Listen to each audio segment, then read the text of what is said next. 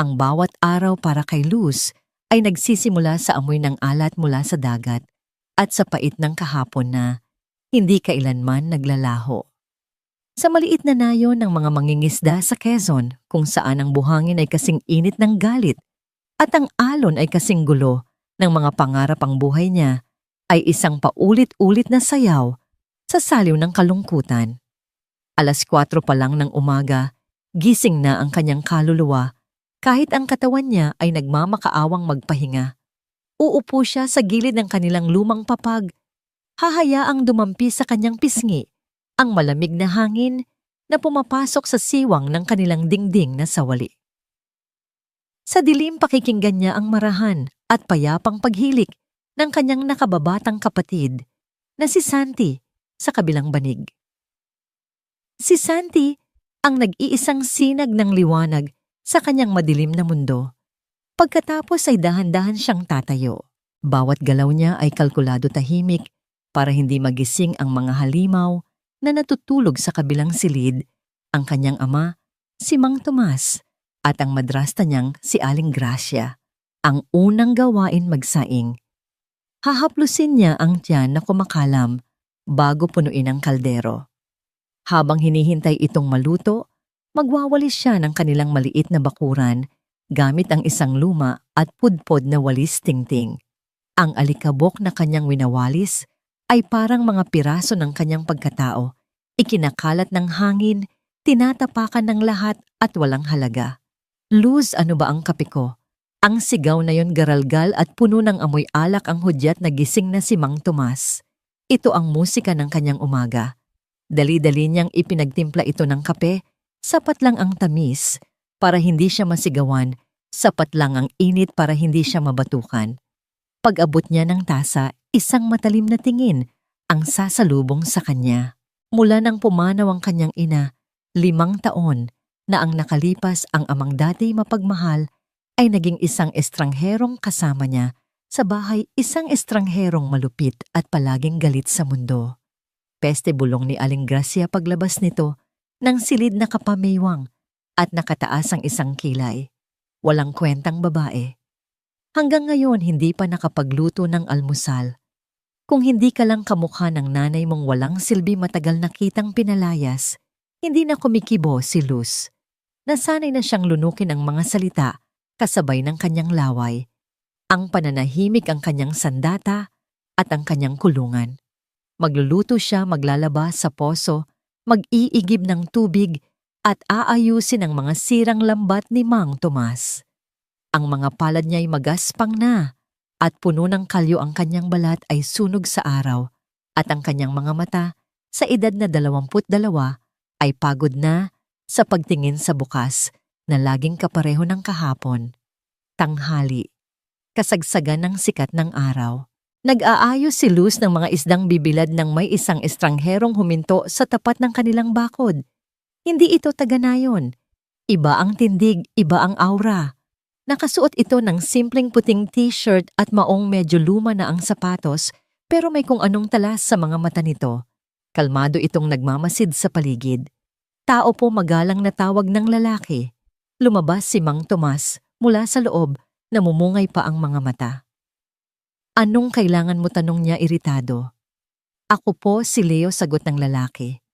Ang boses nito ay kalmado, ngunit may bigat. Nandito po ako para maningil sa utang ninyo. Nagbago ang timpla ng mukha ni Mang Tomas. Anong utang? Wala akong utang sa'yo. Yung perang ipinuhunan ko sa inyo para sa makina ng bangka at mga bagong lambat, paliwanag ni Leo. Hindi nagbabago ang tono. 3 buwan na po, Mang Tomas. Sabi niyo babayaran niyo ako kapag nakabawi na sa pangingisda. Pero balita ko na 1 lanyo na raw ang makina at naibenta ang mga lambat. Namutla si Mang Tomas. Si Aling Gracia ay sumungaw sa bintana. Nanlilisik ang mga mata. Wala akong pera, sigaw ni Mang Tomas nagahamon. Anong gusto mong gawin ko? Pilitin ang dagat na magbigay ng isda para sa'yo. Gusto ko lang pong makuha ang pera ko. Simpleng sagot ni Leo. Malaki po ang halagang iyon. Natahimik ang lahat. Tanging ang marahang hampas ng alon sa dalampasigan ang maririnig. Tiningnan ni Mang Tomas ang paligid, nag-iisip ng paraan para makalusot. Ang kanyang mga mata ay napadpad sa kanyang anak na si Luz na nakatayong tila isang anino sa ilalim ng araw, patuloy sa pag-aayos ng mga isda. Isang masamang ideya ang nabuo sa kanyang isipan. Isang ngisi ang gumuhit sa kanyang labi. Gusto mo ng pambayad, sabi ni Mang Tomas. Ang boses ay puno ng pait. Tumingin siya kay Leo. Pagkatapos ay itinuro si Luz. Ayan. Natigilan si Luz. Nabitawan niya ang hawak na bilao. Ang mga isda ay kumalat sa tuyong lupa. Tumingin siya sa kanyang ama, hindi makapaniwala. Si Leo ay kumunot ang noo. Anong ibig niyong sabihin? Siya na lang ulit ni Mang Tomas. Mas malakas ngayon na para bang iyon ang pinakamatalinong solusyon sa mundo. Ang anak ko, isama mo siya sa Maynila. Maging katulong mo, pambayad utang. Tutal wala namang silbi niyan dito. Pabigat lang. Parang isang malakas na kulog ang narinig ni Luz kahit payapa ang langit. Ang puso niya ay dinurog sa 1,000 piraso. Hindi siya isang bagay. Hindi siya isang paninda. Tao siya, Itay. Wag po. Pakiusap niya, ang boses ay halos hindi marinig, nanginginig. Manahimik ka, sigaw ni Mang Tomas. Dapat ka pa ngang magpasalamat at may gusto pang kumuha sa'yo. Lumabas si Aling Gracia, nakapameywang at may ngisi ng tagumpay. Mabuti naman. Bawas sa palamunin dito sa bahay. Sige na, iho. Kunin mo na yan. Masipag yan, parang kalabaw. Napaluhod si Luz sa alikabok. Ang mga luha na matagal na niyang itinatago ay bumuhos na parang ulan. Umiling siya, nang umiling nagmamakaawa sa mga matang walang nakikita, kundi ang sarili nilang kapakanan. Tumingin si Leo kay Luz. Nakita niya ang basag na dalaga, ang payat na katawan, ang mga matang puno ng sakit, ang dignidad na pilit winawasak. Ngunit sa ilalim ng lahat ng iyon, may nakita siyang kakaiba. Isang kislap, isang tibay na hindi kayang sirain ng kahit sinong ama o madrasta. Tumingin siya pabalik kay Mang Tomas, ang kanyang mga mata ay nanlalamig. Seryoso po kayo? Oo, seryoso ako. Kunin mo na siya at umalis na kayo. Nag-isip si Leo saglit. Ang kanyang plano ay iba, pero ang pagkakataong ito ay hindi niya palalampasin. Ito na marahil ang paraan. Sige, sabi ni Leo, ang boses ay matatag. Tinatanggap ko. Sa isang salitang yon, ang buhay ni Luz ay muling isinulat. Pinunasan niya ang kanyang mga luha at dahan-dahang tumayo. Wala nang emosyon sa kanyang mukha. Tanging isang malamig at basag na pakiramdam. Pumasok siya sa loob ng bahay. Kinuha niya ang isang itim na supot at inilagay ang iilang piraso ng kanyang damit. Walang yumakap sa kanya. Walang nagdasal para sa kanya. Sa likod bahay nakita niya si Santi na tahimik na umiiyak habang kumakaway. Kinawayan niya ito, pabalik isang pangakong walang salita, na babalikan niya ito balang araw.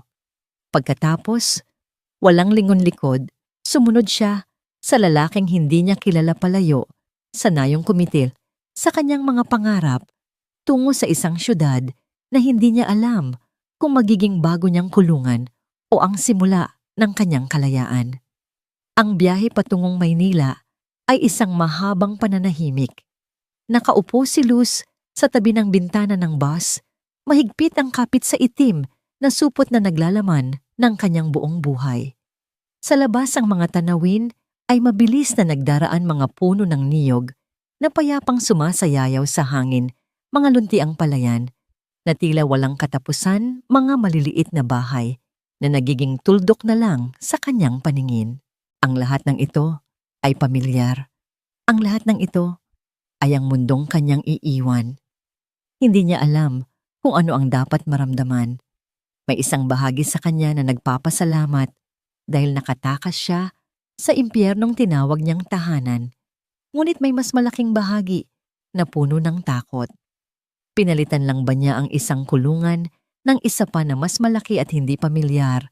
Sa tabi niya, Tahimik lang din si Leo. Nakatingin ito sa daan, malalim ang iniisip. Hindi ito nagsasalita, hindi nagtatanong. Minsan sa gitna ng biyahe, huminto sila sa isang terminal. Bumaba ito at bumalik na may dalang isang bote ng tubig at 2 pirasong pan de coco. Inabot nito ang isa sa kanya nang walang salita. Tinanggap niya yon at sa unang pagkakataon sa buong araw, nakaramdam siya ng kaunting hiya. Salamat po, pabulong niyang sabi. Isang bahagyang tango lang ang isinagot nito bago muling ibinaling ang tingin sa labas. Si Luz ay palihim na sumusulyap sa lalaking katabi. Sino ba ito? Anong klaseng tao ito? Ang mga kamay nito ay malinis. Hindi magaspang tulad ng mga kamay ng mangingisda. Ang tindig nito ay diretso, hindi hukot sa pagod. Ngunit ang damit nito ay simple, halos lumapanga.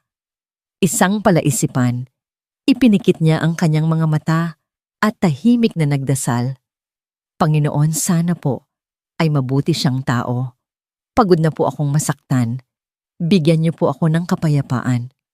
Nang magsimulang dumilim ang payapang tanawin ng probinsya, ay dahan-dahang napalitan ng maningning, ngunit magulong mga ilaw ng syudad. Ang tahimik na ugong ng bus ay nilamon ng ingay ng mga busina, ng sigawan ng mga tao, at ng dagundong ng mga sasakyang, tila mga dambuhalang bakal na gumagapang sa kalsada. Nanlaki ang mga mata ni Luz. Ngayon lang siya nakakita ng ganito karaming tao, ganito kataas na mga gusali.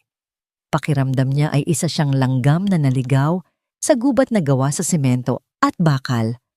Bumaba sila sa isang abalang terminal. Hinawakan ni Leo ang siko niya ng marahan para hindi siya mawala sa agos ng mga tao. Ang simpleng paghawak na yon ay nagpadala ng kakaibang kuryente sa kanyang braso. Hindi ito marahas, hindi mapang-abuso. Ito ay para protektahan siya. Sumakay sila sa isang tricycle. Sa may alabang po sa may Villa Solana, sabi ni Leo sa driver at umandar na sila palayo sa gulo ng terminal. Habang tumatakbo ang tricycle, napansin ni Luz ang pagbabago sa paligid. Ang mga nagtataasang gusali ay napalitan ng malalaki at eleganteng mga bahay na napapalibutan ng matataas na pader. Ang mga kalsada ay naging mas maluwag at mas malinis. Ang hangin ay tila naging mas presko. Huminto sila sa harap ng isang napakataas na itim na gate. Sa gilid nito ay may maliit na pinto para sa mga gwardiya. Nagbayad si Leo at bumaba sila. Binati siya ng gwardiya na tila kilala na siya. Good evening, Leo. Evening, Kuya Manny, sagot ni Leo at binuksan nito ang gate para sa kanila. Pagpasok ni Luz, napahinto siya sa paghinga. Ang nasa harap niya ay hindi isang bakuran, kundi isang paraiso. Ang damuhan ay perpektong gupit, mas luntian pa sa mga palayan sa kanilang probinsya. May mga bulaklak na iba't ibang kulay na maayos na nakatanim sa gilid ng isang malinis na daanan na gawa sa bato. Sa gitna ay may isang maliit na fountain kung saan ang tubig ay sumasayaw sa ilalim ng ilaw mula sa mga poste sa hardin. At sa dulo ng lahat ng yon, nakatayo ang isang mansyon puti malaki at tila kinuha mula sa isang pelikula. Ang mga bintana nito ay nagliliwanag, nagpapahiwatig ng karangyaan sa loob. Napalunok si Luz. Dito ba siya magiging katulong sa palasyong ito? Pero hindi sila tumuloy sa malaking bahay. Sa halip lumiko si Leo sa isang mas maliit na daanan sa gilid, patungo sa likuran ng mansyon. Doon sa ilalim ng isang malaking puno ng mangga ay may isang maliit ngunit kaakit-akit na bahay. Isang kasita, gawa ito sa bato, at kahoy. May sarili itong maliit na beranda na may 2 upuang yantok. May mga gumagapang na halaman sa pader nito at may mga parol na nagbibigay ng malambot na ilaw. Mukha itong tahimik at payapa. Dito ako nakatira, sabi ni Leo habang binubuksan ang pinto. At dito ka na rin titira. Pumasok si Luz at muling namangha. Ang loob ay simple lang kumpara sa mansyon, pero para sa kanya ito na ang pinakamagandang lugar na nakita niya. May isang maliit na sala na may sopa at mesa, isang maliit na kusina na kumpleto sa gamit isang banyo at isang silid tulugan. Ang lahat ay malinis, maayos at mabango. Nagtatrabaho ako dito bilang hardinero at tagapag-alaga ng property. Paliwanag ni Leo, isinasara ang pinto. Ang may-ari ng bahay, si Senyora Isabela, ay napakabait. Pinayagan niya akong tumira dito nang libre basta't aalagaan ko ang lugar. Tumingin si Luz sa paligid. Ang sahig ay hindi lupa, kundi makintab na tiles. Ang bubong ay hindi yero na may butas, kundi sementado.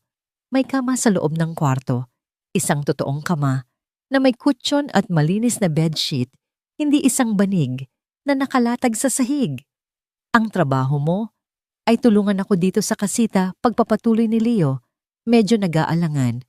Maglinis, magluto. Kung okay lang sa'yo. Hindi mo kailangang magtrabaho sa malaking bahay. Dito lang. Tumingin si Luz. Sa kanya may pagtataka sa kanyang mga mata. Dito lang po, tumango si Leo. Oo, ituring mo na itong bahay mo. Bahay. Ang salitang yon ay nagbigay ng kakaibang init sa kanyang dibdib. Sa buong buhay niya, hindi niya naramdaman na may tahanan siya.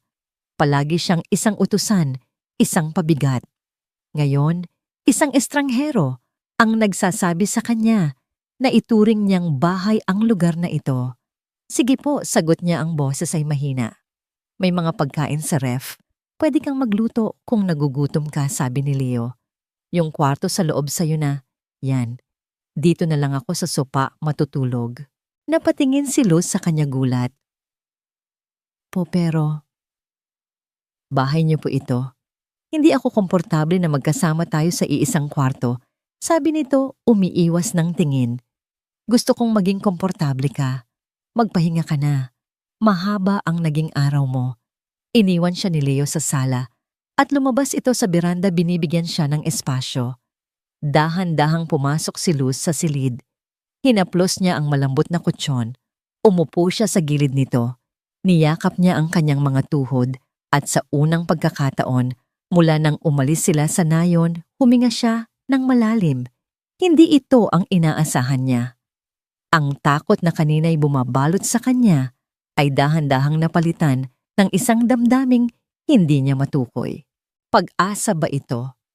O simpleng ginhawa lang dahil ang lalaking nagdala sa kanya rito ay hindi isang halimaw tulad ng kanyang ama. Ano man iyon, sa gabing iyon, sa isang malinis na kama, sa isang tahimik na silid, sa loob ng isang syudad na hindi niya kilala, natulog si Luz ng mahimbing isang tulog na walang sigaw, walang takot, at walang pait ng kahapon. Nagising si Luz sa huni ng mga ibon. Sa una, akala niya ay nananaginip lang siya. Sa nayon, ang gumigising sa kanya ay ang tilaukan ng mga manok na agad sinusunsundan ng sigaw ng kanyang ama. Ngunit ang tunog na ito ay iba, mahina, malambing at payapa. Dahan-dahan niyang iminulat ang kanyang mga mata. Ang unang bumungad sa kanya ay ang sinag ng araw na marahang tumatagos sa puting kurtina ng bintana, gumuguhit ng mga gintong linya sa sahig. Tumagilid siya sa kama at niyakap ang malambot na unan. Kagabi sa sobrang pagod, hindi na niya napansin ang kaputian ng mga kumot, ang bango ng sabon na nakakapit dito. Ngayon sa liwanag ng umaga, lahat ay parang isang panaginip. Bumangon siya at maingat na inayos ang hinigaan. Paglabas niya ng silid, nakita niya si Leo sa maliit na kusina, nagtitimpla ng kape. Nakasuot ito ng sando at shorts at halatang kagigising lang din. Ang sopa, kung saan ito natulog, ay maayos na para bang walang natulog doon. Magandang umaga, bati ni Leo, bahagyang nagulat nang makita siya. Isang maliit na ngiti ang sumilay sa mga labi nito. Nakakain ka na ba? Umiling si Luz. Hindi pa po. May tinapay dyan at keso. Kumain ka muna, sabi nito. Aalis ako saglit. Kailangan kong diligan ang mga halaman sa hardin bago uminit ang araw. Huwag kang aalis dito sa kasita, ha. Mamaya ipapakilala kita sa namamahala dito. Tumangulang si Luz. Pagkaalis ni Leo, dahan-dahan siyang naglakad-lakad sa loob ng maliit na bahay. Para siyang isang bata na ngayon lang nakakita ng bagong laruan. Binuksan niya ang ref at nakita ang mga itlog, gatas at prutas. Sa cabinet may mga dilata at bigas. Simple lang ang mga laman, pero para sa kanya isa itong handaan.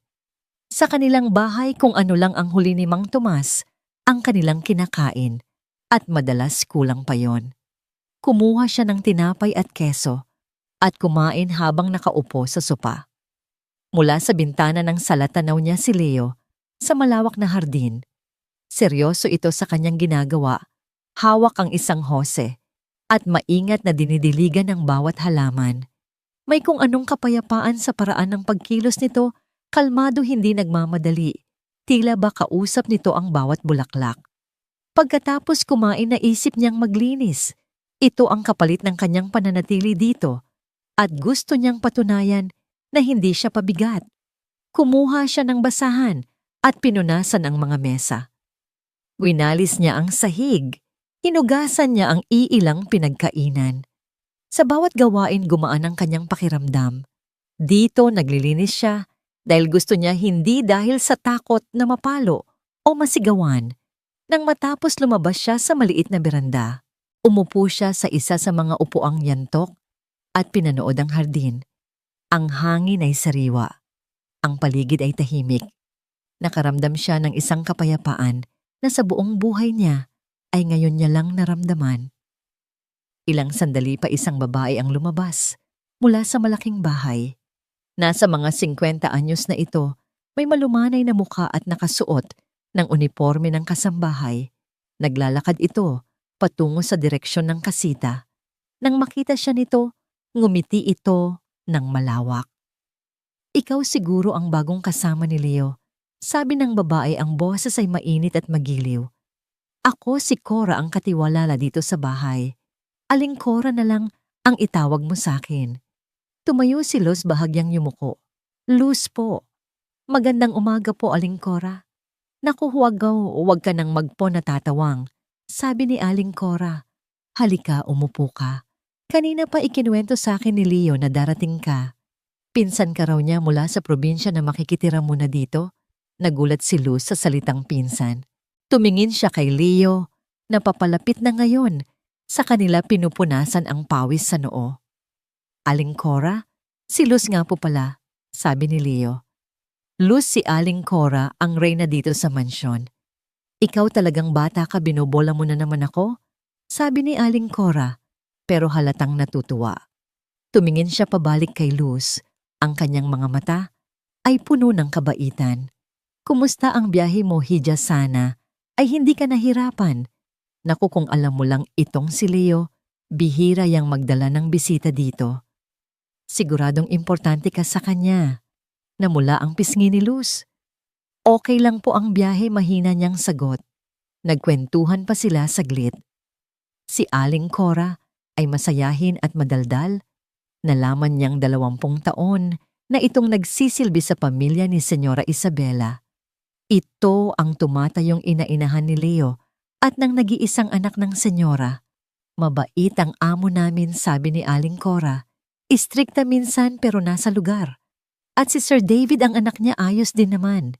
Medyo pilyo lang pero busilak ang puso. Huwag kang mag-alala, magiging maayos ka dito. Ang bawat salita ni Aling Cora ay parang gamot sa mga sugat ni Luz. Sa loob lamang ng ilang minuto, gumaan ang kanyang loob sa matandang babae. Nang bumalik si Aling Cora, sa malaking bahay na iwan silang dalawa ni Leo. Pasensya ka na sa sinabi ko kay Aling Cora, sabi ni Leo, medyo nahihiya. Mas madaling sabihing pinsan kita kaysa ipaliwanag ang lahat. Tumango si Luz, naiintindihan ko po. Huwag ka na ring magpo sa akin, sabi ni Leo. Leo na lang, halos magkasing edad lang naman siguro tayo. Muli tumango lang si Luz. Pumasok sila pabalik sa kasita. Habang nag-aayos si Luz ng mga gamit sa kusina, may napansin siyang isang maliit na drawer sa ilalim ng lababo na medyo nakaawang. Dahil sa kuryosidad, binuksan niya ito. Sa loob nakita niya ang isang luma at makapal na notebook. Ang mga pahina nito ay naninilaw na at ang sulat kamay sa loob ay elegante at luma. Ano yan, tanong ni Leo mula sa likod niya. Ipinakita niya ang notebook. Nakita ko lang po. Nakita ko lang. Kinuha yon ni Leo at isang malungkot na ngiti ang gumuhit sa kanyang mga labi. Ito, kay lola ko to. Mahilig siyang magluto. Ito ang koleksyon niya ng mga recipe. Tumingin siya kay Luz. Dati kapag malungkot ako, ipinagluluto niya ako. Sabi niya, ang pagkain daw ang pinakamabilis na gamot sa pusong malumbay. Ibinalik nito ang notebook sa kanya. Sige, sayo na yan. Baka mas mapakinabangan mo. Niyakap ni Luz ang notebook. Hinaplos niya ang gasgas na nitong pabalat. Sa loob ng ilang oras, nakahanap siya ng isang tahimik na lugar, isang kaibigan, at ngayon, isang munting kayamanan. Sa paglubog ng araw, habang naghahanda siya ng simpleng hapunan, pritong isda at kanin mula sa mga sangkap na nasa ref, binuklat niya ang notebook.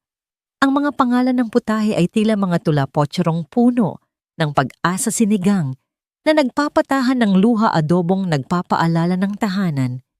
Isang maliit na ngiti ang sumilay sa kanyang mga labi. Sa gitna ng hardin ng kapayapaan sa loob ng isang munting kasita, isang bagong binhi ang nagsimulang tumubo sa puso ni Luz, ang binhi ng pag-asa.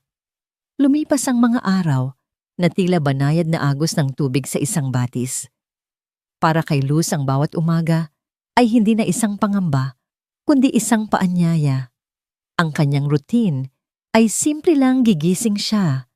Maghahanda ng almusal para sa kanilang dalawa ni Leo, maglilinis ng kasita, at pagkatapos ay malaya na siyang gawin ang anumang gusto niya. Sa simula ang kalayaang iyon ay nakakapanibago. Sanay siyang palaging may iniuutos, palaging may ginagawang mabigat.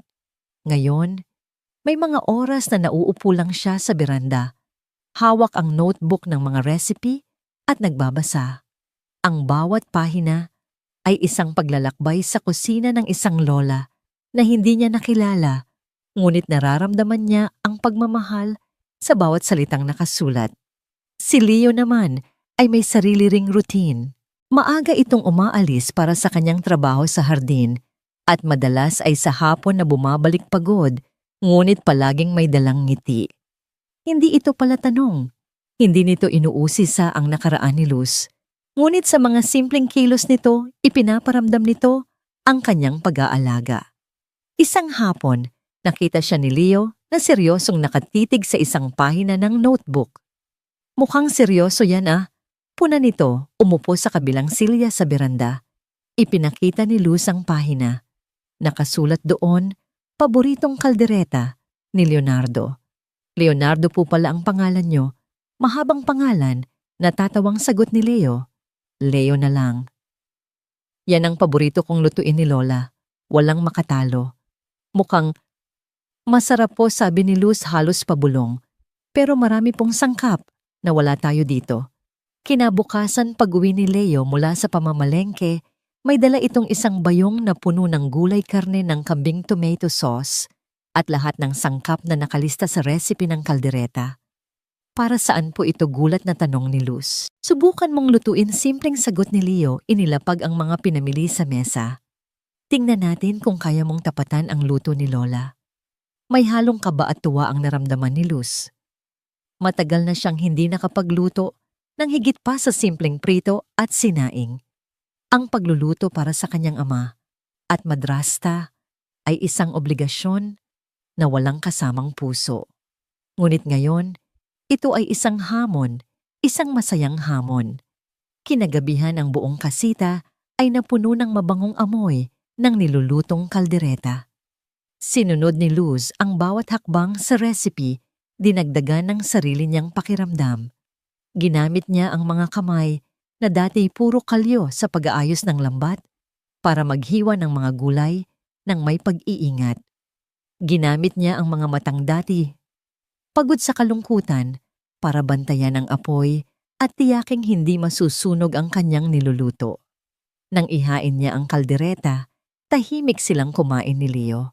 Kumuha ito ng unang subo, nginuya ng dahan-dahan at pumikit. Ano po?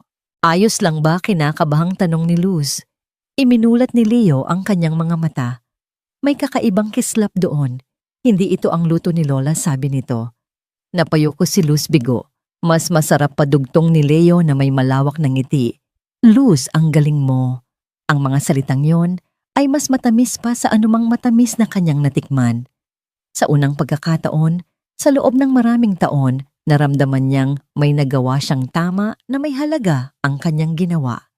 Isang ngiti ang kusang gumuhit sa kanyang mga labi, isang tunay at masayang nangiti. Mula noon ang kanilang mga gabi ay naging isang selebrasyon ng pagkain. Lihim na sinusubukan ni Luz ang iba't ibang recipe mula sa notebook. Bawat putahe ay isang kwento at si Leo ang kanyang tanging tagapakinig at tagatikim. Sa bawat papuri nito, unti-unting bumabalik ang kumpiyansa ni Luz sa sarili. Ang amoy ng kanyang mga niluluto ay madalas umaabot hanggang sa malaking bahay. Isang umaga, habang nagluluto siya ng champorado, dumaan si Aling Cora. Naku, amoy palang ulam na puri nito. Hidya, may talento ka talaga. Sayang, at sa kasita ka lang nagluluto. Salamat po, Aling Cora. Simpleng luto lang po, nahihiyang sagot ni Luz. Ngunit si Aling Cora ay may ibang nakikita. Nakikita niya ang kislap sa mga mata ni Luz sa tuwing hawak nito ang sandok. Nakikita niya ang saya sa mukha nito sa tuwing may natatapos itong lutuin. Isang gabi, habang nag-uusap sila ni Leo sa beranda, naglakas loob si Luz na magtanong, Leo, bakit mo ko tinutulungan na tigilan si Leo? Tumingin ito sa madilim na hardin dahil nakita ko ang sarili ko sa'yo. Mahina niyang sagot. Alam ko ang pakiramdam na ituring kang walang halaga ng mga taong dapat sana'y nagmamahal sa'yo. Iyon lang ang sinabi nito. Pero sapat na yon para maintindihan ni Luz na meron din itong mga pasaning dinadala. Hindi na siya nagtanong pa. Ang kanilang ugnayan ay hindi nabuo sa mga salita, kundi sa mga shared silences, sa mga subo ng pagkain at sa isang pag-unawa na hindi na kailangan pang ipaliwanag. Kinabukasan maagang umalis si Luz para maglakad-lakad sa gilid ng hardin. Habang nagmamasid, may nakita siyang isang maliit na plot ng lupa sa likod ng kasita na hindi natatamnan. Isang ideya ang pumasok sa kanyang isip. Pagbalik ni Leo, nakita siya nitong nagbubungkal ng lupa gamit ang isang maliit na pala. Anong ginagawa mo? Tanong ni Leo. Gagawa po ako ng sarili kong hardin, nakangiting sagot ni Luz. Para may sariwa tayong mga sangkap, kamatis, sili, sibuyas. Para hindi ka na po palaging bumibili. Hindi nagsalita si Leo. Ngumiti lang ito, kumuha ng isa pang pala, at nagsimulang tumulong sa pagbubungkal. Magkasama nilang inihanda ang lupa. Sa ilalim ng sikat ng araw ang dating utusan at ang misteryosong hardinero ay nagtanim ng mga buto, hindi lang ng gulay, kundi ng isang pagkakaibigang dahan-dahang namumulaklak at ng isang pag-asang balang araw ay kanilang aanihin. At sa gitna ng lahat ng iyon, isang regalo ang dumating. Isang maliit na kahon ang iniabot ni Leo kay Luz. Nang buksan niya ito, nakita niya ang isang simple ngunit matalas na set ng mga kutsilyo para sa pagluluto. Para mas ganahan kang magluto, sabi ni Leo. Naluha si Luz. Hindi dahil sa regalo, kundi dahil sa ibig sabihin nito. May isang taong nakakakita sa kanya, naniniwala sa kanya. At para sa kanya iyon ang pinakamahalagang sangkap sa lahat. Isang araw, habang tinutulungan ni Luz si Aling Cora na magsampay ng mga puting mantel sa likod bahay, isang magandang balita ang ibinahagi nito. Hidya, alam mo ba ang aming kusinera na si Manang Leti? Kailangan niyang umuwi ng probinsya. May sakit daw ang asawa, kwento ni Aling Cora habang maingat na isinasabit ang tela. Medyo matatagalan daw siya doon. Problema ngayon ni Senyora kung sino ang magluluto. Nakikinig lang si Luz, hindi alam kung ano ang dapat sabihin. Nabanggit kita sa kanya pagpapatuloy ni Aling Cora na may makahulugang ngiti. Sinabi ko na may pinsan si Leo na napakagaling magluto. Sabi ko, amoy pa lang ng luto mo, busog na ang buong Villa Solana. Nanlaki ang mga mata ni Luz. Naku, Aling Cora, nakakahiya po. Simpleng luto lang naman po ang alam ko. Huwag mong maliitin ang sarili mo, sabi ni Aling Cora, tinapik ang kanyang balikat. Ang paglulutong may kasamang puso, yan ang pinakamasarap. Gusto kang makausap ni Senyora Isabela mamayang hapon. Parang kinabog ng 1,000 kabayo ang dibdib ni Luz. Pumasok sa mansyon, kausapin ang may-ari magluto sa isang malaki at eleganteng kusina. Ang lahat ng yon ay tila isang malayong pangarap. Kinahapunan, pinilit niyang ayusin ang kanyang sarili. Isinuot niya ang pinakamatinong bestida. Nadala niya isang simpleng puting bestida na medyo kupas na ngunit malinis. Tiningnan niya ang sarili sa salamin. Ang babaeng nakatingin pabalik ay payat pa rin at may mga bakas ng pagod sa muka, ngunit may bago ng kislap sa kanyang mga mata. Sinamahan siya ni Aling Cora, papasok sa malaking bahay. Kung namangha siya sa labas, mas lalo siyang napahanga sa loob. Ang sahig ay gawa sa nagniningning na marmol. May isang dambuhalang chandelier na nakabitin sa mataas na kisame.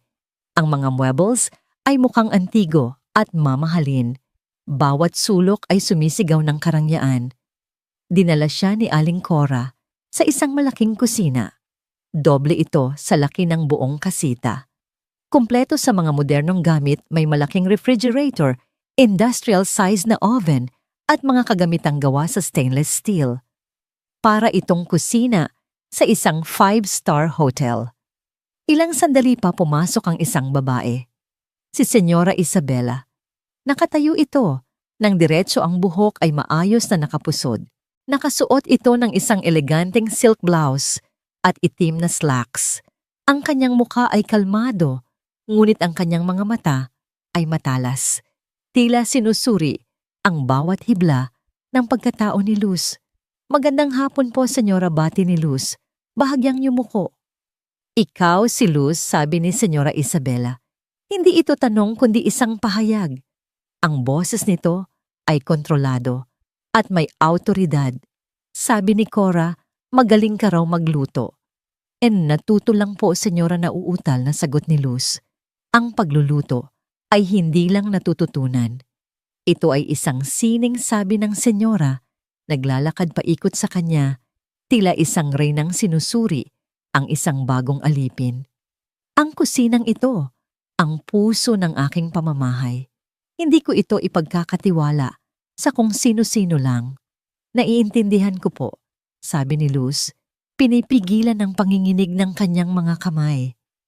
Sige, bigyan kita ng isang pagsubok, sabi ni Senyora Isabela, huminto sa harap niya. Bukas magluto ka ng tanghalian para sa amin. Kahit anong gusto mo, ipakita mo sa akin kung ano ang kaya mo. Pagkatapos ay tumalikod na ito at umalis na walang anumang namangiti o karagdagang salita. Naiwan si Luz na tulala. Huwag kang mag-alala. Ganyan lang talaga. Yun alos sa kanya ni Aling Cora. Manalo ka sa tiyan, mananalo ka sa puso. Kinagabihan hindi mapakali si Luz. Ano ang iluluto niya? Ano ang magugustuhan ng isang taong sanay na sa pinakamasasarap na pagkain sa mundo? Tiningnan niya ang notebook ni Lola ni Leo.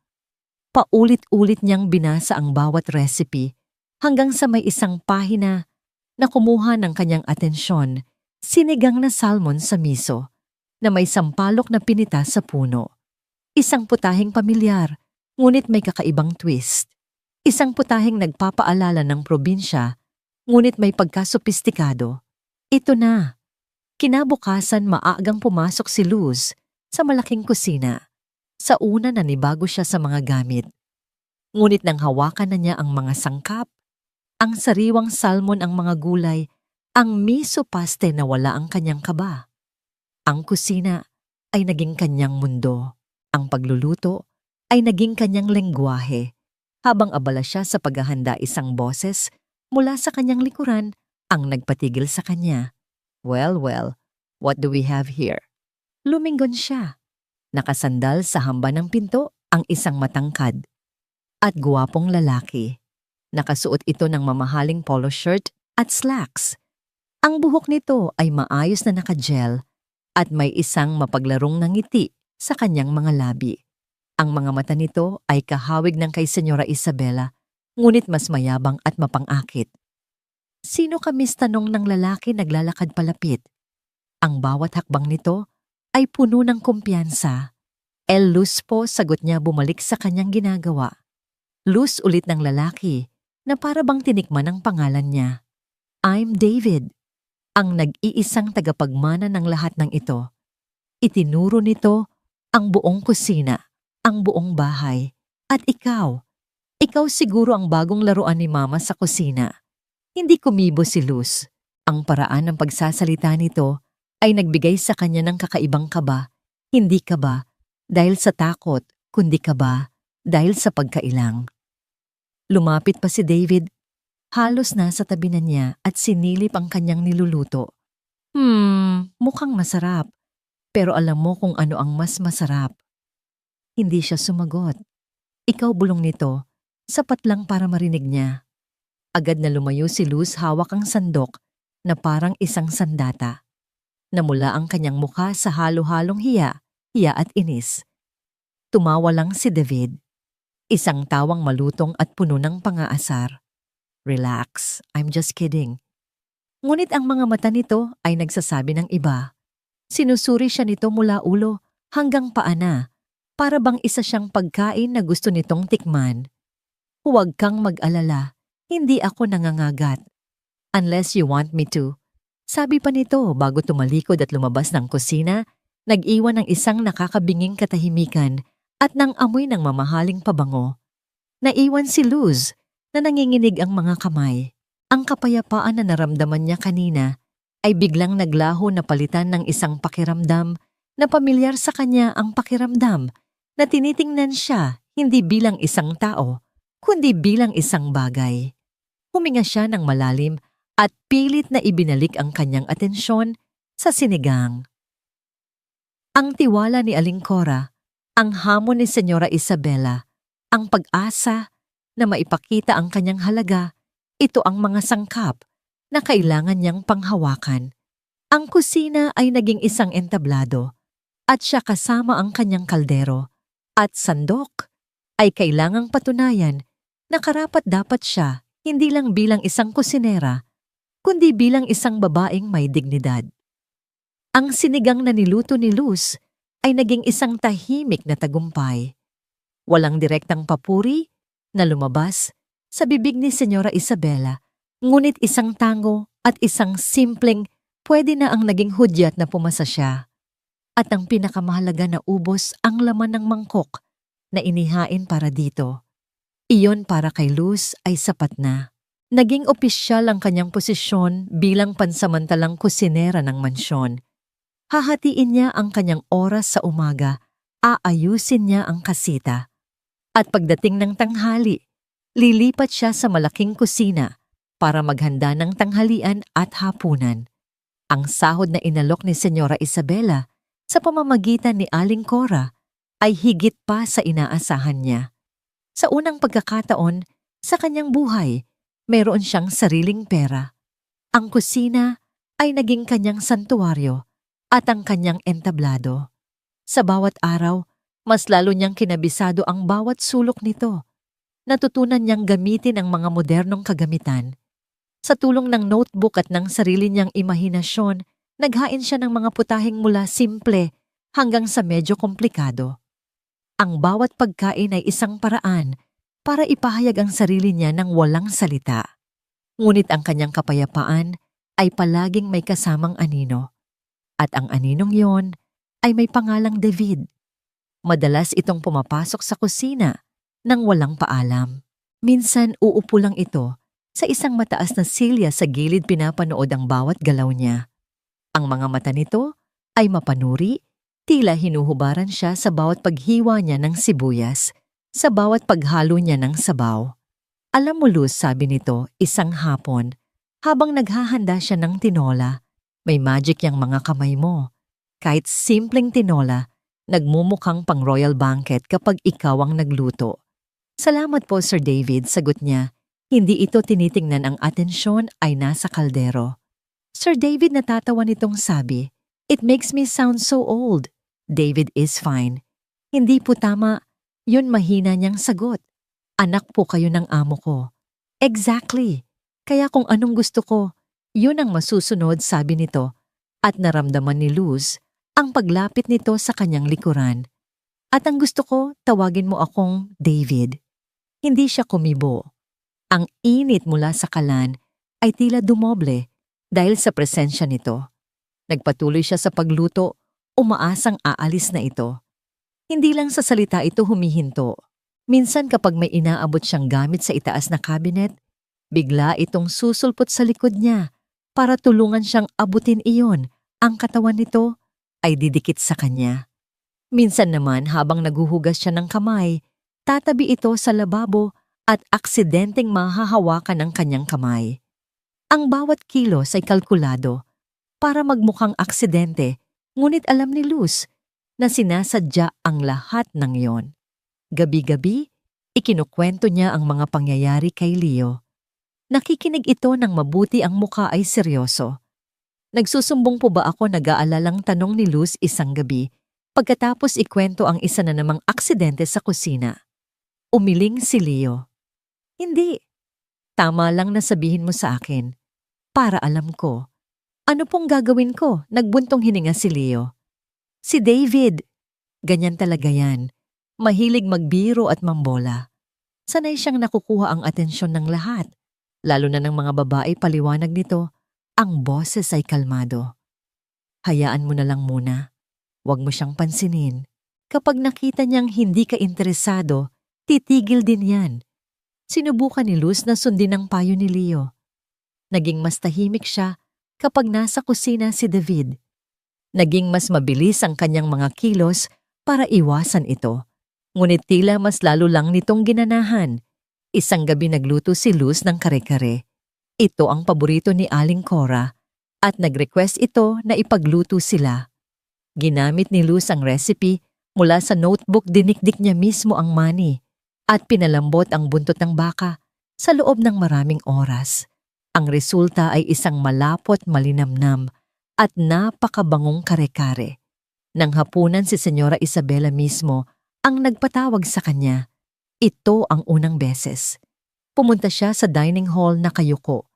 Ang mahabang mesa ay puno ng pagkain at sa gitna niyon ay ang mangkok ng kare-kare. Luz, sabi ni Senyora Isabela, hindi nakatingin sa kanya kundi sa kanyang plato. Saan mo natutunang magluto ng ganito? Sa isang lumang recipe book po, Senyora, sagot niya. This is excellent, sabi ng Senyora. Isang salitang binitawan ng walang emosyon, ngunit para sa tenga ni Luz ito ay isang malakas na palakpakan. Told you, masabat ni David na nakaupo sa tapat ng ina. This girl is a hidden gem. Tumingin ito kay Luz at kumindat. We should take good care of our gems. Right na payuko, lalo si Luz, gusto na lang niyang maglaho. Ang papuri ng Senyora ay nabahiran ng dumi dahil sa kindat at makahulugang ngiti ni David. Bumalik siya sa kusina na may mabigat na dibdib. Ang tagumpay ay may kasamang pait. Kinagabihan sa kasita, nakita ni Leo ang lungkot sa kanyang mga mata. May problema ba, tanong nito? Ikinuwento niya ang nangyari. Ang papuri, ang kindat, ang pakiramdam na tila siya ang pinag-uusapan, hindi ang kanyang niluto. Sa pagkakataong yon, kumunot ang noo ni Leo. Nakita ni Luz ang pagtiim ng kanyang mga bagang. Hindi ka ba komportable sa trabaho mo sa mansyon? Komportable po ako sa trabaho. Kay Sir David po ako hindi komportable, pag-amin niya. Tumayo si Leo at naglakad-lakad sa maliit na sala. Gusto mo bang kausapin ko siya? Umiling agad si Luz. Naku, wag po. Baka lalo lang pong lumaki ang gulo. Baka isipin pa ng senyora nagrereklamo ako. Baka mawalan pa ako ng trabaho. Ang takot na bumalik sa dati ay mas malakas kaysa sa kanyang pagkailang. Naupo si Leo sa tabi niya. May kung anong bigat sa kanyang mga balikat. Pangako, Luz, hindi ko hahayaang may mangyaring masama sa'yo dito, pero kailangan mong maging matatag. Huwag mong ipakita sa kanya na apektado ka. Tumango si Luz ngunit sa loob niya isang maliit na tinik ng pagdududa ang nagsimulang tumusok. Bakit tila pinagtatakpan ni Leo si David? Ganito ba talaga ang mga mayayaman? Nagtutulungan kahit mali na ang ginagawa ng isa, ang apoy sa kalan ay kaya niyang kontrolin. Pero ang mapaglarong apoy sa mga mata ni David at ang apoy ng pagdududa na nagsisimulang sumiklab sa kanyang puso, iyon ang mga bagay na hindi niya alam kung paano papatayin. Isang Biyernes ng hapon. Si Senyora Isabela ay may mahalagang business meeting sa Makati, kaya't maaga itong umalis. Si Aling Cora naman ay namalengke para sa mga kakailanganin sa weekend. Sa unang pagkakataon, halos silang dalawa lang ni David ang naiwan sa mansyon, maliban sa mga gwardya sa gate. Sinamantala ni Luz ang katahimikan para simulan ang isang espesyal na request ni Aling Cora bago ito umalis ang paborito nitong Madja Blanca. Habang dahan-dahan niyang hinahalo ang gatamais at gatas sa isang malaking kawali, ang tanging maririnig ay ang mahinang tunog ng sandok na tumatama sa metal at ang banayad na kuluan ng kanyang niluluto. Nasa kalagitnaan siya ng paghahalo nang maramdaman niya ang pamilyar na presensya sa kanyang likuran. Hindi na niya kailangan pang lumingon. Ang amoy ng mamahaling pabango ni David ay sapat ng babala. "That smells divine," sabi ni David. Ang boses nito ay mas malambing kaysa dati mas seryoso. Pero alam mo may mas matamis pa dyan. Nagpatuloy lang si Luz sa paghahalo, ang kanyang mga braso ay nagsisimula ng mangawit hindi lang dahil sa pagod kundi dahil sa tensyon. "Para po kay Aling Cora ito, sir. Kalimutan mo muna si Aling Cora," sabi nito. Naramdaman ni Luz ang paglapit nito. Hindi na ito sa likod niya kundi nasa gilid na nakasandal sa counter, pinapanood ang bawat pagpatak ng pawis sa kanyang noo. "Luz, kailangan nating mag-usap." "Nagtatrabaho po ako, Sir David." "Exactly. Trabaho," sabi ni David may pait sa tono. "Hindi ka ba napapagod? Araw-araw nakatayo ka dito, nagpapakapagod para sa kakarampot na sahod. Hindi ba sumasagi sa isip mo na may mas magandang buhay na naghihintay para sa'yo?" Huminga ng malalim si Luz. Pinatay niya ang apoy sa kalan. Hinarap niya si David. Ang kanyang mukha ay kalmado, ngunit ang kanyang mga mata ay matatag. "Masaya po ako sa trabaho ko, sir." Isang tawa ang kumawala sa bibig ni David, isang tawang hindi nanunuya, kundi puno ng awa. "Masaya, Luz, wag mong lokohin ang sarili mo. Nakikita ko sa mga mata mo. May pangarap ka, may gusto kang marating. Huwag mong hayaang mabulok ka lang sa kusinang ito." Naglakad ito palapit sa kanya at sa pagkakataong ito, hindi niya naramdaman ang pagiging mapaglaro nito. Pinalitan iyon ng isang matinding intensidad. "I like you, Luz. No, scratch that. I want you. Mula pa noong unang araw na nakita kita. You're beautiful, smart, hardworking. Lahat ng hinahanap ko." Napaurong si Luz, ang likod niya ay tumama sa malamig na tiles ng pader. Kinulong siya ni David sa pamamagitan ng pagpapatong ng dalawang kamay nito sa pader sa magkabilang gilid niya. "Sir, pakiusap. Makinig ka muna." Sabi ni David, ang boses ay halos pabulong na. "May alok ako sa'yo. Isang alok na hindi mo matatanggihan. Iwanan mo na ang buhay na yan. Iwanan mo na ang hardinerong yan." Napakunot ang noo ni Luz. Si Leo. Sino pa ba, sagot ni David may bahid ng pagkasuklam. Anong maibibigay niya sa'yo? Isang buhay sa kasita. Isang hardin ng kamatis. "Luz, you are meant for greater things." Itinuro nito ang labas ng bintana. "Nakikita mo ang mundo sa labas. Pwede mong maging pag-aari yan. Gusto mong mag-aral ng culinary arts, hindi lang dito sa Pilipinas. I can send you to Paris, to Le Cordon Bleu.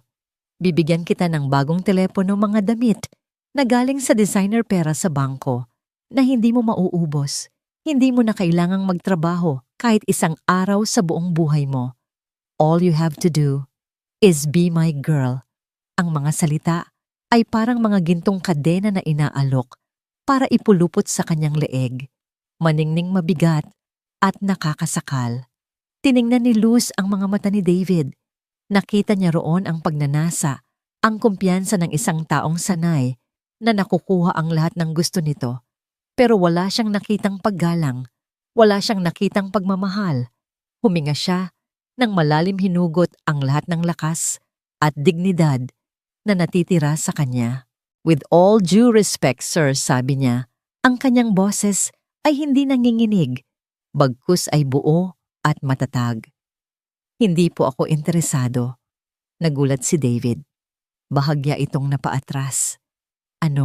Salamat po sa alok ninyo pagpapatuloy ni Luz, pero nakatuon po ang pansin ko sa aking trabaho at sa pangarap kong makapag-aral. Hindi ko po ipagpapalit ang lahat ng yon para sa panandaliang kaligayahan. Tumawa si David, hindi makapaniwala. Panandaliang kaligayahan. Luz, I'm offering you a lifetime of comfort. At ano ang kapalit? Ang pagsasayang ng panahon mo sa isang pobreng hardinero. Ano ba ang meron sa kanya na wala ako? Respeto, sagot ni Luz, diretsyong nakatingin sa mga mata nito. Ang isang salitang yon ay tumama kay David na parang isang sampal.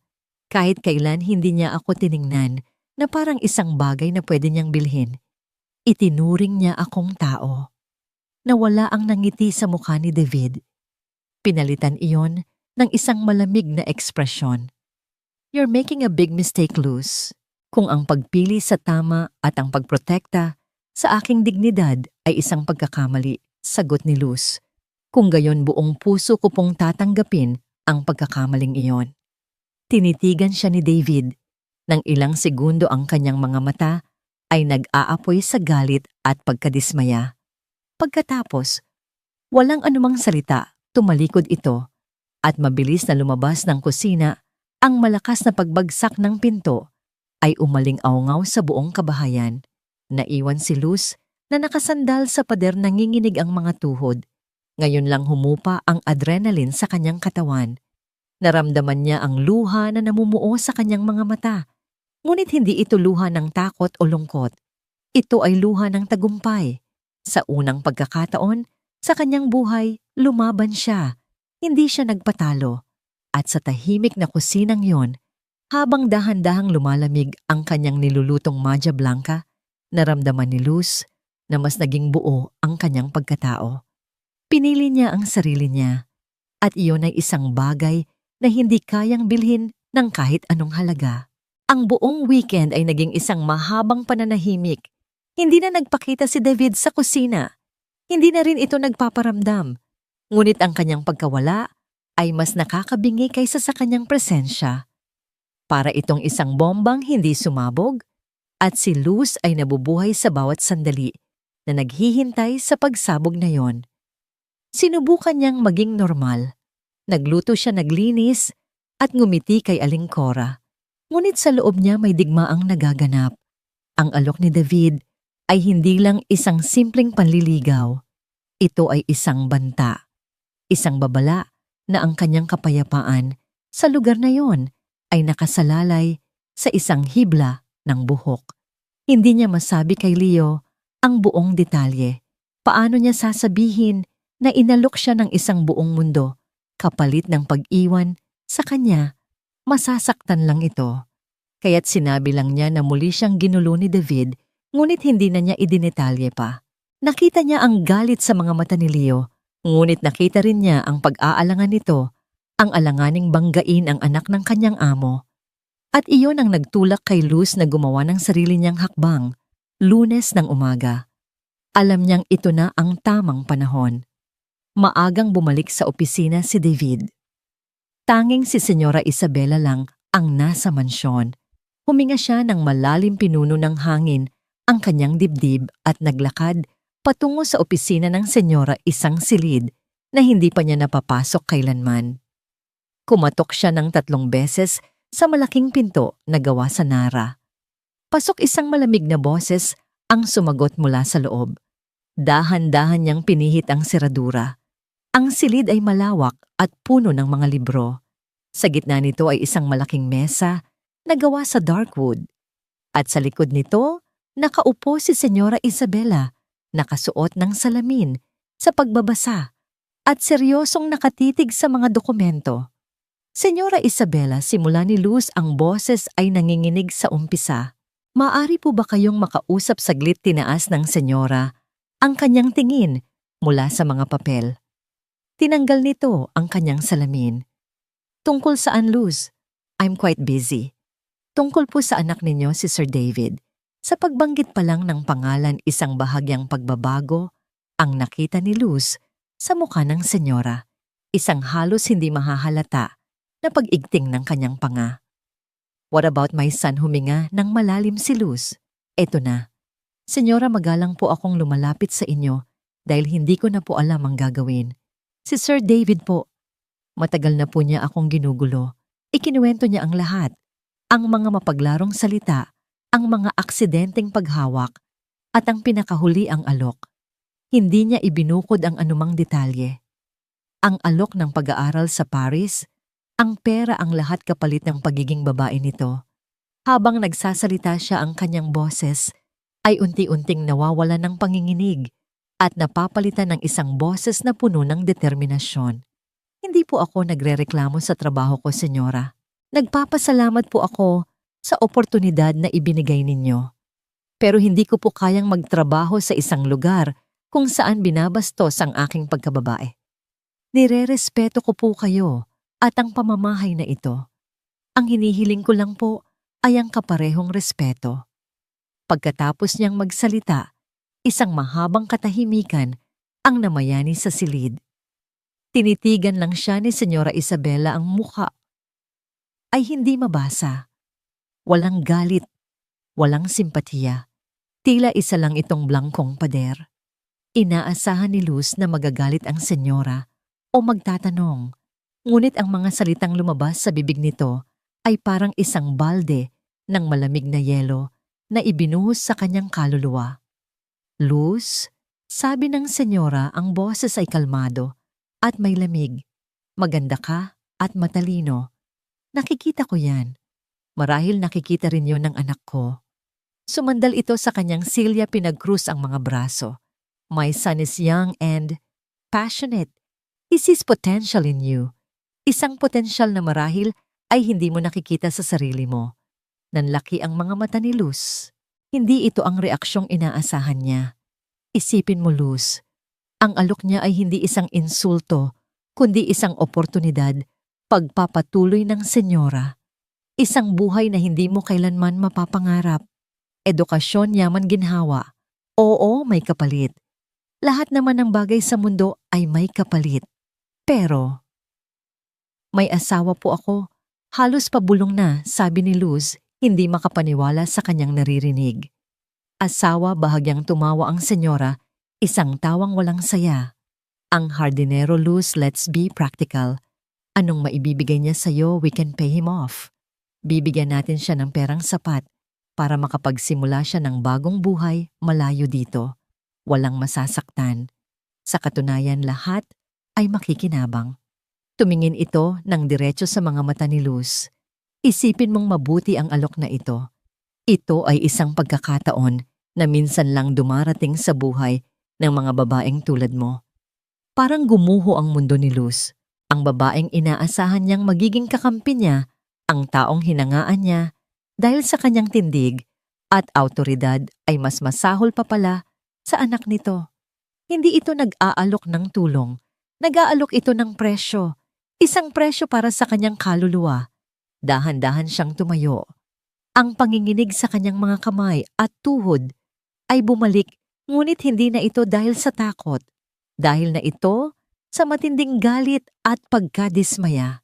With all due respect, senyora, sabi niya, ang kanyang boses ay matatag sa kabila ng nagbabadyang mga luha.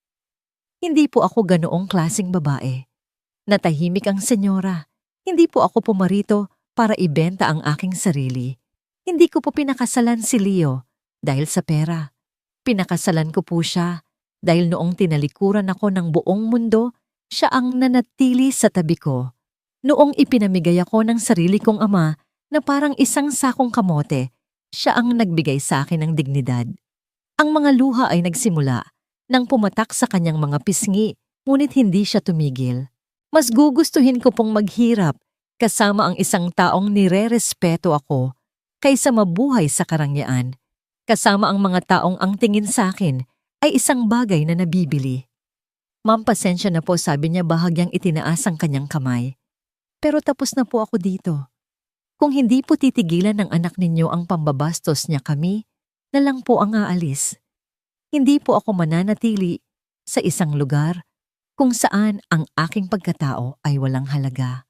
Pagkasabi noon, mabilis siyang tumalikod. Hindi na niya hinintay ang sagot. Lumabas siya ng opisina, isinara ang pinto sa likod niya at tumakbo. Tumakbo siya palayo sa mansyon, palayo sa malamig na mga mata ni Senyora Isabela, pabalik sa nag-iisang lugar kung saan naramdaman niyang ligtas siya.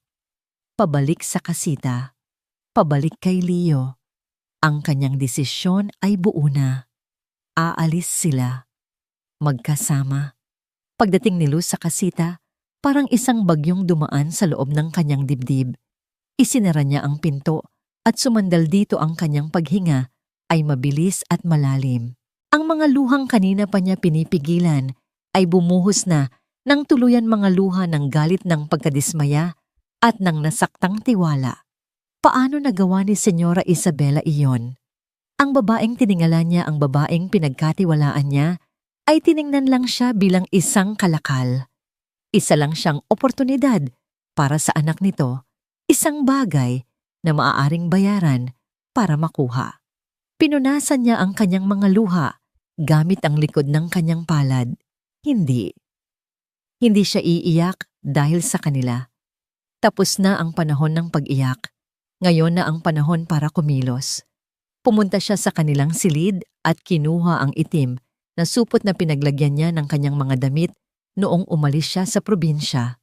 Walang pag-aalinlangan, sinimulan niyang iligpit ang kanyang mga gamit.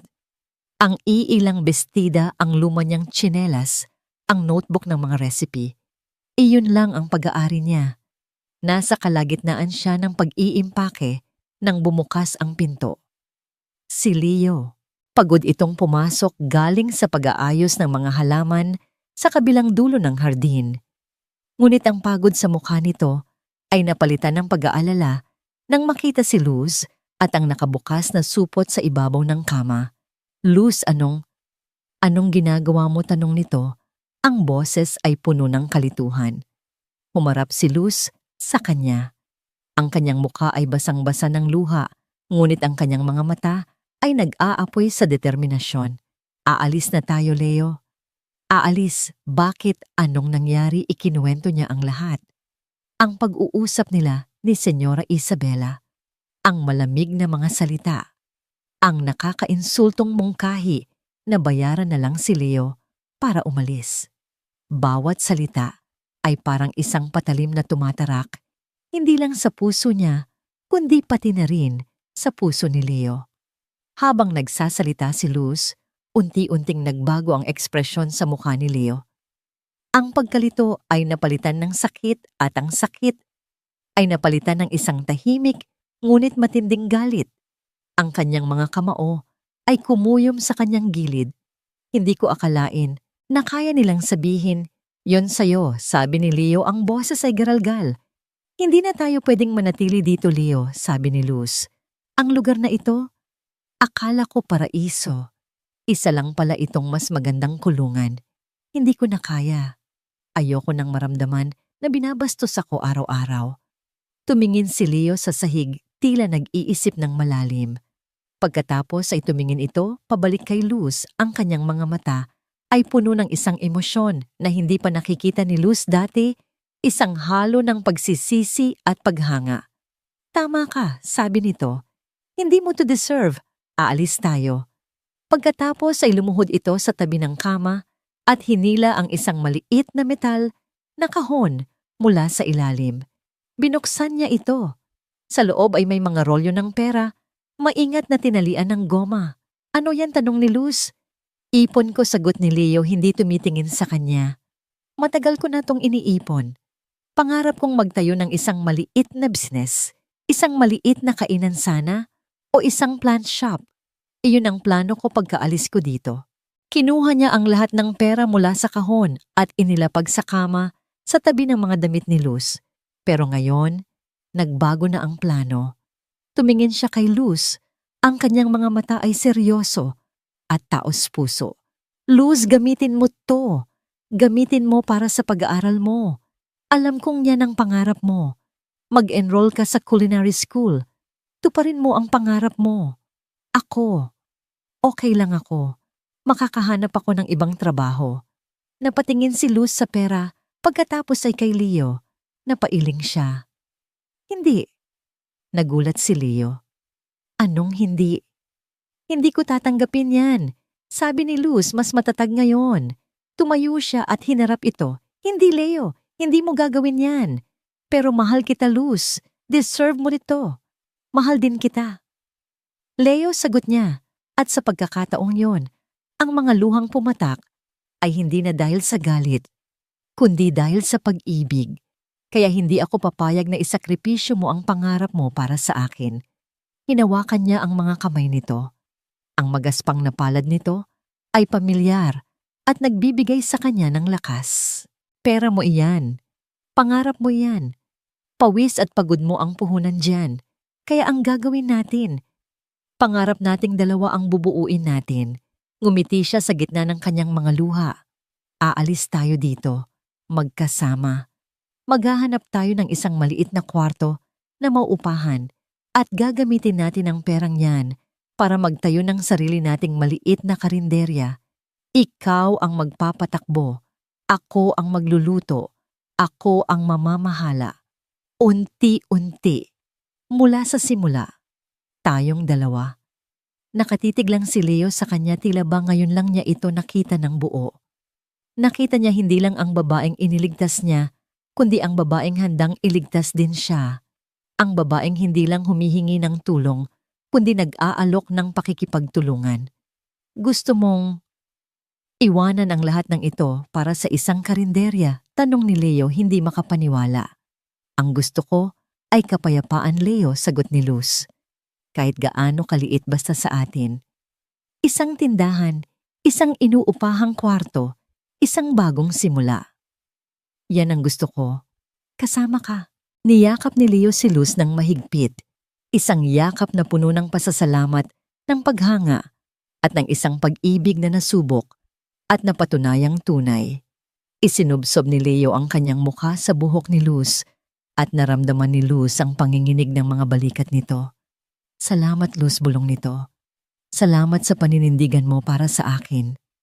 Para sa atin. Ikaw ang unang nanindigan para sa akin, sagot ni Luz. Niyakap ito pabalik. Ngayon ako naman. Sa loob ng munting kasita, sa gitna ng mga gamit na nakaimpake, at ng perang pinaghirapan, isang pangako ang nabuo. Hindi ito pangako ng karangyaan o ng madaling buhay. Ito ay isang pangako ng pagtutulungan, ng pagtitiwala, at ng pagtatayo ng isang pangarap mula sa simula. Ang kanilang pag-ibig ay hindi na lang isang bulaklak na tumubo sa isang magandang hardin. Ito na ngayon ay isang matibay na puno, handang harapin ang anumang bagyo dahil ang mga ugat nito ay nakatanim ng malalim sa puso ng isa't isa. Kinaumagahan maagang nagising sina Luz at Leo.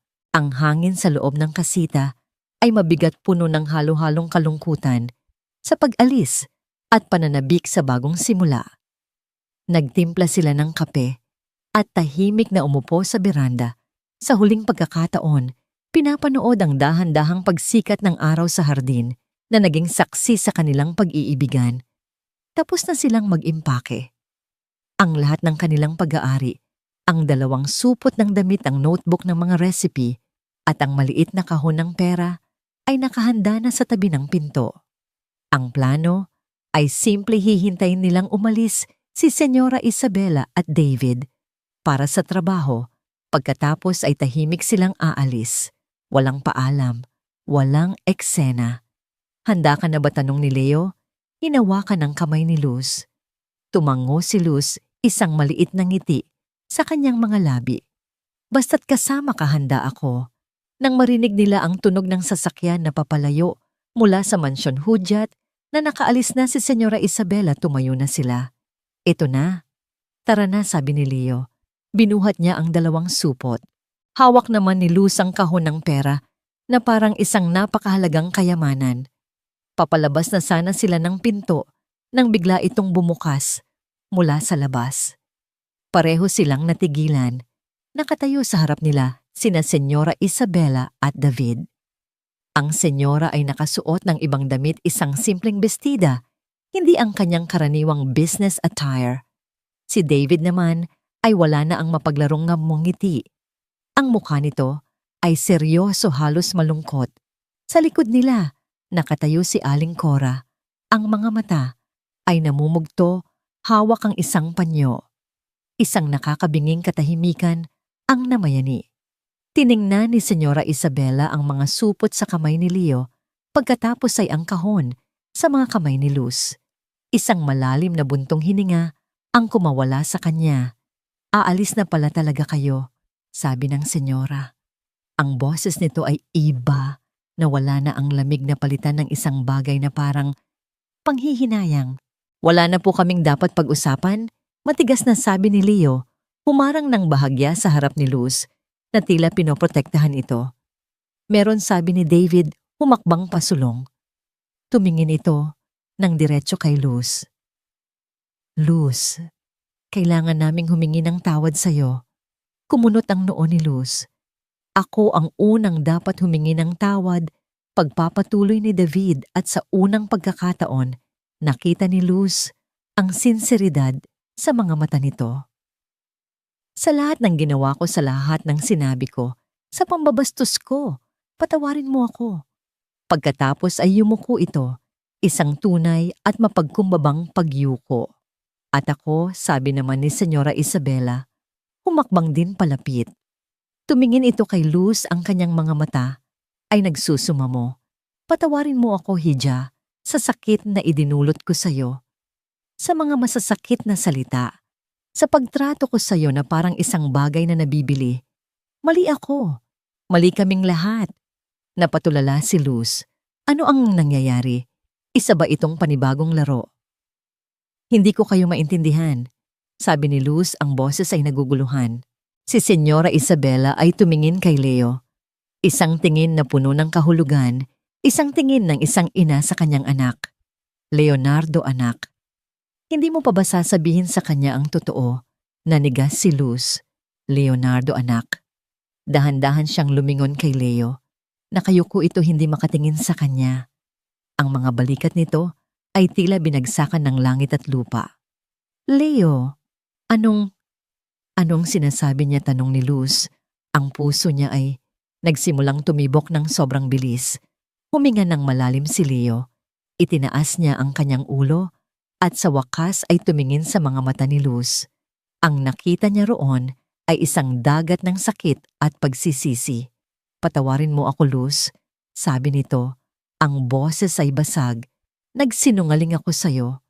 Anong kasinungalingan si David?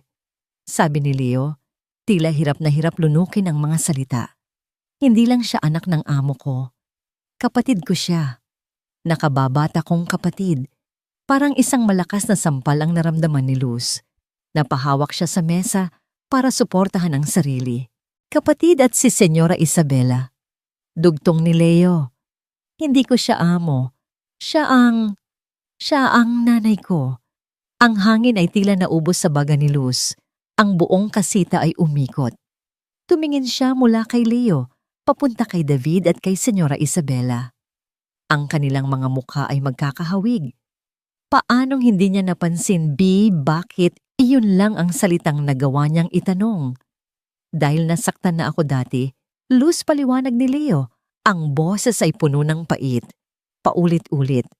Maraming babae ang nagkunwaring, mahal ako, pero ang habol lang pala ay ang pera ng pamilya namin. Iniwan nila ako nung nalaman nilang hindi ko ibibigay ang lahat ng gusto nila. Napagod ako, Luz. Gusto kong makahanap ng isang taong mamahalin ako. Ako lang. Si Leo ang simpleng hardinero. Hindi si Leonardo ang tagapagmana. Kaya lahat ng ito. Isang palabas tanong ni Luz, hindi makapaniwala. Isang pagsubok pagtatama ni Senyora Isabela. Isang pagsubok na ako ang nagplano. Alam kong mali, pero gusto kong protektahan ang anak ko. Gusto kong makasiguro na ang babaeng pipiliin niya ay karapat-dapat sa kanya. Na ang pipiliin niya ay yung mamahalin siya kahit wala siyang maibibigay. Kaya si David, inutusan niyo siyang tuksuhin ako. Tanong ni Luz ang sakit ay napalitan ng galit.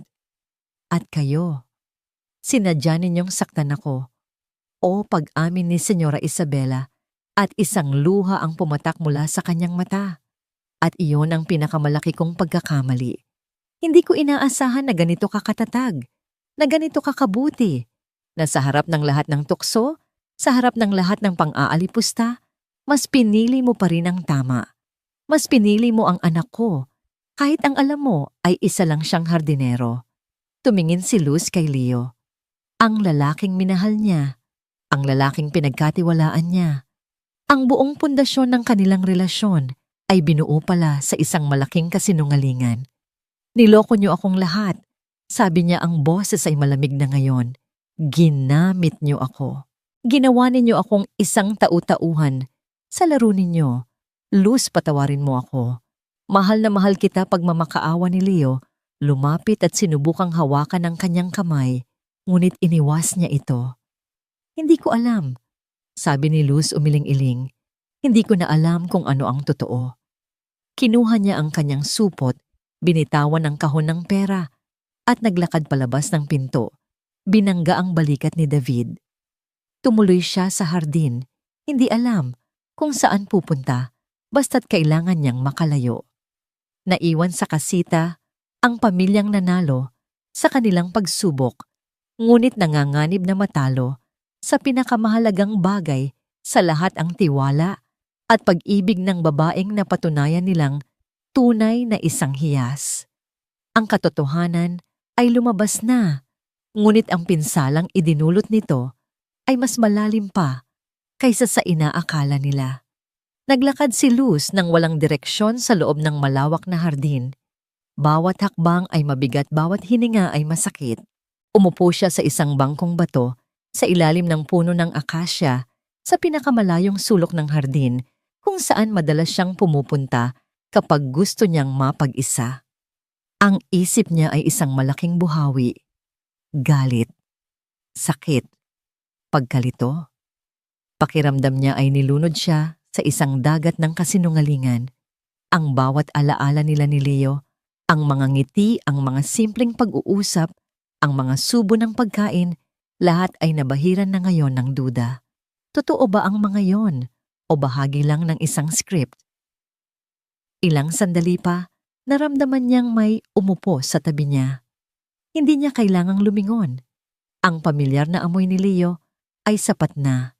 Hindi ito nagsalita. Naupo lang ito sa tabi niya, nagbibigay ng espasyo, ngunit ipinaparamdam ang kanyang presensya. Sa loob ng ilang minuto, tanging ang huni ng mga ibon at ang tunog ng kanilang paghinga ang maririnig. Ang pagmamahal ko sa iyo, iyon lang ang totoo sa lahat ng nangyari, basag ni Leo sa katahimikan. Ang boses nito ay mahina, ngunit puno ng sinseridad. Luz, noong una kitang makita sa probinsya, hindi yon bahagi ng plano. Ang plano ay kausapin lang ang tatay mo, singilin siya. Pero noong nakita kita, noong nakita ko ang lungkot sa mga mata mo, pero ang tibay ng iyong kaluluwa, nagbago ang lahat. Nagpatuloy ito. Oo, nagsinungaling ako sa pagkatao ko at habang buhay ko yung pagsisisihan. Pero ang bawat ngiti ko sa'yo, ang bawat pag-aalala, ang paghanga ko sa tapang mo, lahat yon totoo. Maniwala ka sana. Hindi pa rin kumikibo si Luz. Nakatingin lang siya sa malayo. Alam kong nasaktan kita, sabi ni Leo. At naiintindihan ko kung hindi mo ako mapapatawad. Pero sana malaman mo, ang babaeng minahal ko ay si Luz, ang babaeng matapang na hinarap ang buhay. Hindi ang babaeng akala ko ay magiging asawa ng isang bilyonaryo. Minahal kita nung akala ng lahat ay wala kang halaga. At mamahalin pa rin kita ngayon na nakita ng lahat kung gaano ka kahalaga. Dahan-dahang lumingon si Luz. Tinitigan niya ang mga mata ni Leo. Nakita niya roon ang luha ang pagsisisi at ang isang pag-ibig na sa kabila ng lahat alam niyang totoo. Huminga siya ng malalim. Nasaktan ako, Leo. Sobra. Dahil pinagkatiwalaan kita. Alam ko. Pero, sabi ni Luz, alam ko rin ang pakiramdam na mag-isa. Ang pakiramdam na matakot na baka masaktan ka ulit. Siguro, naiintindihan ko kung bakit mo nagawa yon. Mali ang paraan. Pero, naiintindihan ko ang dahilan. Isang maliit na ngiti ang sumilay sa kanyang labi. Saka paano kita matitiis? Ikaw ang numero 1 tagatikim ng mga luto ko. Sa mga salitang yon, ang bigat sa dibdib ni Leo ay tila naglaho. Isang ngiti ng ginhawa ang gumuhit sa kanyang mukha. Hinawakan niya ang kamay ni Luz at sa pagkakataong ito, hindi na ito umiwas. Makalipas ang 1 taon. Ang kusina ng mansyon ay mas naging abala at mas masaya. Si Luz, suot ang isang puting uniforme ng chef, ay abalang nagbibigay ng instruksyon sa 2 bagong katulong. Hindi na siya ang pansamantalang kusinera. Siya na ang namamahala sa buong kusina, ang reyna ng kanyang kaharian. Sa hapon, hindi na siya nagluluto para sa pamilya. Nagmamadali siyang umaalis dala ang kanyang mga libro at gamit papunta sa pinakatanyag na Culinary Arts School sa Maynila. Ang kanyang mga pangarap na dati, sinulat lang sa isang lumang notebook, ay isa-isa na niyang tinutupad sa tulong at suporta ng kanyang bagong pamilya. Si Senyora Isabela ay naging isang tunay na ina sa kanya. Ang dating lamig sa pakikitungo nito ay napalitan ng init at pagmamalaki sa bawat tagumpay ni Luz. Si David naman ay naging isang tunay na kaibigan at bayaw palaging nang aasar, ngunit laging handang tumulong. At si Aling Cora, nananatili. Itong ang kanyang tapat na kakampi at pangalawang ina. Isang hapon habang nag-aaral si Luz, sa hardin tumunog ang kanyang telepono. Isang numerong hindi rehistrado. Sinagot niya ito. Luz, anak. Ang boses sa kabilang linya ay mahina at pamilyar. Si Mang Tomas. Natahimik si Luz. Anak, pasensya ka na sa lahat, sabi nito. Ang boses ay nanginginig. Nabalitaan ko ang lahat. Ang swerte mo. Baka naman pwedeng dito na lang tumira sa'yo si Santi mahirap na ang buhay dito. Huminga ng malalim si Luz, ang mga alaala ng kahapon ay bumabalik. Ngunit ang pait ay wala na. Itay sabi niya, ang boses ay kalmado. Pinapatawad ko na po kayo, pero ang buhay ko po ay dito na, malayo sa inyo. Iyon po ang kapayapaan ko. Nagpatuloy siya tungkol kay Santi. Huwag po kayong mag-alala. Ako na po ang bahala sa pag-aaral niya. Padadalhan ko po kayo ng pera, buwan-buwan para sa kanya. Pero Itay, pakiusap, huwag niyo na po akong tatawagan para sa mga walang kabuluhang bagay at alagaan niyo po ang asawa ninyo. Pagkatapos noon, ibinaba niya ang telepono. Wala nang galit. Tanging pagtanggap. Pinatawad na niya ang kanyang ama, hindi para sa kanya, kundi para sa sarili niya. Maya-maya dumating si Leo, may dalang 2 baso ng malamig na juice. Umupo ito sa tabi niya at inakbayan siya. Sino yun, si Itay? Sagot ni Luz, isinandal ang ulo sa balikat nito. Okay na. Tapos na. Ngumiti si Leo at hinalikan siya sa noo. I'm proud of you. May good news ako, sabi ni Luz umayos ng upo. May kislap sa kanyang mga mata. Ano yon? Top ka na naman sa klase. Umiling si Luz. Kinuha niya ang kamay ni Leo at inilagay sa kanyang tiyan. Mas magandang balita. Nagpa-check up ako kanina. Natigilan si Leo. Tumingin ito sa kamay niya pagkatapos ay sa mga mata ni Luz. Seryoso. Tumango si Luz, lumuluha sa tuwa. Magiging tatay ka na. Magiging tatay ulit ni Leo, hindi makapaniwala. Pagkatapos ay isang malakas na sigaw ng kaligayahan ang kumawala sa kanya. Yes, magiging tatay na. Ako, binuhat niya si Luz at inikot-ikot sa hardin. Ang kanilang mga tawa ay umaling-awngaw sa buong paligid. mas matamis pa sa huni ng mga ibon. Mula sa pagiging isang dalagang tinapakan, ang pagkatao siya na ngayon ay isang reyna sa kanyang sariling palasyo. Mula sa isang babaeng ipinamigay na parang bagay siya, nang ngayon ay magiging isang ina. Tumingin siya sa kalangitan, sa asul na walang hanggan. Ang kanyang pangalan nga ay Luz. At sa wakas pagkatapos ng mahabang kadiliman, natagpuan na niya hindi lang ang liwanag na kanyang hinahanap. Siya na mismo ang naging liwanag.